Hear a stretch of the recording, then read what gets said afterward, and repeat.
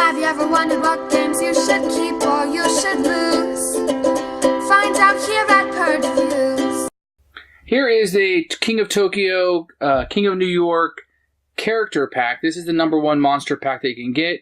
You can see the one up in the corner. This is Cthulhu. It's going to come in this unique packaging, if you will, to hang up probably at your store. And you can see it's kind of an indentation right there on the side, so you can see what's inside. And then the back tells you what is in there. So we'll open this up. We'll take a look, and I'll show you how it plays. So when you first open this up, you open up the top, and you'll be able just to set this aside. This is just a packaging. And you'll see you have Cthulhu. He's double-sided, which is the norm. And your little stand right here, which you will then pop out. And you can slide him right inside, and now you have Cthulhu in your game. So if you're playing normal King of Tokyo New York, at least King of Tokyo, you don't have any power-ups, you can just utilize that. But you'll find out inside there are more goodies. So what you're going to find inside, you're going to find your Cthulhu tracker, which works just like everything else. Has some nice artwork on it, you have your stars and your hearts. You're going to get a number of these tokens. You're going to get 16 of these little Cthulhu tokens. Then you're going to get some buildings for King of New York. You're going to get a few 1s, 2s, 3s, a 4, and a 5. In addition, you're going to get power-up cards for King of New York and King of Tokyo. We'll go through Tokyo first. Even Death May Die. Play when you reach 0. You gain 2. Continue playing. You keep everything you have. Still all cultists from other monsters. They can't discard them after you play this card.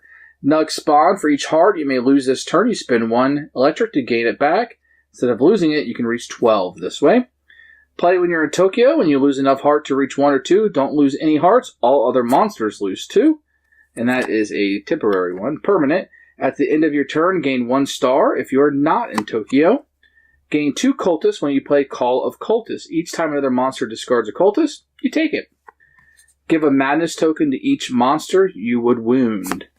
If you roll at least a 1/1/1, give a madness token to all other monsters. When another monster rolls 4 identical faces, they lose a heart. Now here, King of New York, you're going to see how these are going to be very similar. Play when you reach 0. For each one you lose, you gain 1. It's the same. Play when you're Manhattan instead of Tokyo. It's a little bit different words. Start your turn, gain a star for your Temple Cthulhu visible in your burrow. Gain 1 for each time another monster destroys a cultist. At the start of your turn, you can spend 3 electric to put the discard or cultist in your burrow. Give a madness token to the attack. We've seen that one. If you roll at least that symbol, give a madness token to all other monsters. It's permanent. When a monster rolls 4 identical, you lose 1. We've seen that one before. So that's kind of how the power-ups work. And you'll gain them the same way you do in the base game. So some of the changes that will be, you'll see on this number 3, you'll see that card symbol down there. That means you draw an evolution card.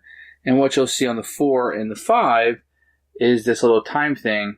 That means you take another turn immediately. So those can be very powerful. So these are the madness tokens. What you'll do is you'll get these through different mechanisms in the game, usually the power-up cards. And what they do is when you get these, say you have 3 of these, you will roll 3 dice, set those dice aside, and you cannot re-roll them. So you're kind of stuck with what you have.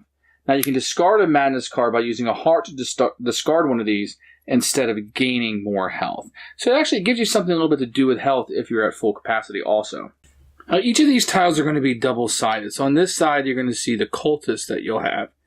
And each of these will have a cultist on this side. Now these would only be used in King of Tokyo and New York. The other sides will only be used in King of New York. So whenever you roll 4 identical faces, you'll be able to put a cultist out with Cthulhu. At any time, you can discard one of your cultist tiles, and you can gain a heart, an electric, or an extra reroll. So these can be very powerful for Cthulhu to have. Now, in King of New York, you'll shuffle the cultist tiles with the building tiles in the base game. You'll form stacks of 4 tiles, building side up. Put 3 stacks in each borough of New York as usual. The temples of Cthulhu, which are the buildings on the other side of this, just like the high-rises, power plants, hospitals, they work exactly the same way. When you destroy a temple of Cthulhu, then you turn it over to the Cthulhu side, the cultist side. So these will be put out, and then when you beat these, the cultists will appear. Now these will interact just like the infantry, tanks, and planes. They work exactly the same way and attack monsters in their burrow when you roll the skull. So they'll work just like the other ones. When you destroy a cultist, you don't gain anything, but you take the tile and place it in front of you. At any time, like in the King of Tokyo version, you can discard one of these for the heart, the electric, or another reroll. So that's going to be how So that's going to be how you utilize this expansion. So Cthulhu is going to add a little bit more complexity. He's going to have a few things going on. We're putting these madness tokens out, which will prevent people from doing rerolls. In the King of Tokyo, you have these cultists that he will be able to get and put out, which will give him a bonus as he's playing. And in King of New York, it'll just be new buildings that you'll be able to utilize with a couple new powers. And these cultists won't give you victory points per se, but they will give players the ability to gain these things. So it's kind of neat how that's going to be adding. Cthulhu is actually one that I quite like. I like adding him to it. People like to play with him because there's a little bit more going on. I do like the powers that are available, the power-ups, the evolution cards that are in there. So this is actually a pretty good expansion. I like it better than the Kong. I think the components make more sense. I think it works a little bit better. I like what it does versus the Kong where you're just kind of moving up.